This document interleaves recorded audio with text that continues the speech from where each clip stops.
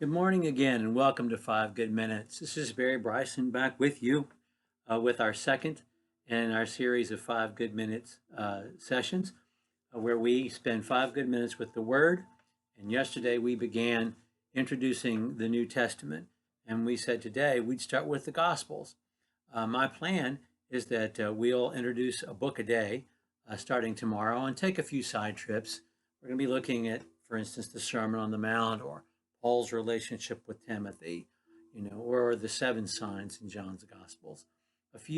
John's Gospel, a few side trips here and there, but we're going to be generally just introducing a book of the New Testament each day. Hope these segments are informative and interesting. These aren't going to be TED Talks, and they're not going to be devotionals. They're going to be more like fun with flags. You know what that is. But I hope that you enjoy them, and I hope they inspire you to open up your Bible and spend more time in it. Well, we have four Gospels: Matthew, Mark, Luke, and John, as you know, and they are usually grouped as the Synoptic Gospels and John's Gospel.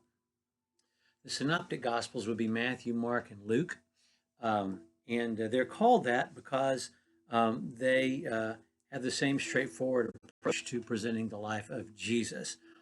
They are written much earlier, probably in the 50s, early 60s, whereas John's Gospel was written at the end of the first century, probably in the 90s sometime. That's a convenient way to divide up the Gospels, but it's not necessarily accurate. Each Gospel is itself unique. Matthew has a Jewish audience, for instance. Matthew doesn't take any time having to explain Jewish phrases or Jewish customs, but he does spend a lot of time demonstrating that Jesus has fulfilled prophecy. And he also begins his gospel with a very formal genealogy, proving that Jesus is descended from Abraham, Jesus is descended from David. So, that's what he wanted to do in his gospel, and that makes him unique among other things. We'll talk more about Matthew, of course, tomorrow. Mark's gospel is not written to Jews at all. He does explain Jewish terminology and Jewish customs. It is a gospel of action. It happens at a frenetic pace. The refrain in Mark's gospel that shows up over and over again is the word immediately. Things in Mark's gospel happen immediately. And Mark, man, what a wonderful storyteller.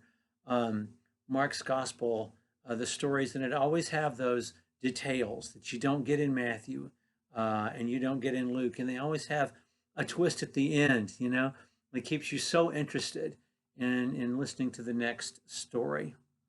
And then Luke is the researched biography. Luke tells us in the very first two verses of his gospel that he went about gathering evidence, talking to eyewitnesses, and doing due diligence as a good historian. So his is the researched biology. One of the great things about Luke that we'll talk about in a few days is that Luke gives us much longer stories that Jesus tells, short stories, really, like the prodigal son or the Good Samaritan. And then there's John's gospel, which is not like the other three, and we wouldn't expect it to be. John, I think, clearly has knowledge of the other gospels when he writes his gospel. John is writing as an old man. John, may be the last surviving eyewitness, the last of his generation. And so when he tells the same stories, he gives us details that we don't have yet. He fills in the blanks. He gives us names. He gives us more of the words that Jesus said. And he also gives us the benefit of his lifetime of reflecting on Jesus' life. That's why it's such a special work John's gospel is. Well, why do we have four gospels? Because each one has its own perspective, and each one tells the story of Jesus. A gospel is a particular way of telling the story of Jesus. Gospel means good news, from the Greek euangelion, the good message, and the story about Jesus is good news. John tells us why Gospels are written at all in John chapter 20, verses 30 and 31. Many other signs, therefore, Jesus also performed in the presence of the disciples, which are not written in this book, but these have been written that you might believe that Jesus is the Christ, the Son of God, and that in believing you may have life in his name. These are 5 good minutes with the Gospels. I hope that you've enjoyed these. I hope you spend time in the Gospels every day. I believe this is the primary message that God has sent. The rest of the Bible tells us about Jesus and applies Jesus' life, but when you spend time in the Gospels, you spend time with Jesus.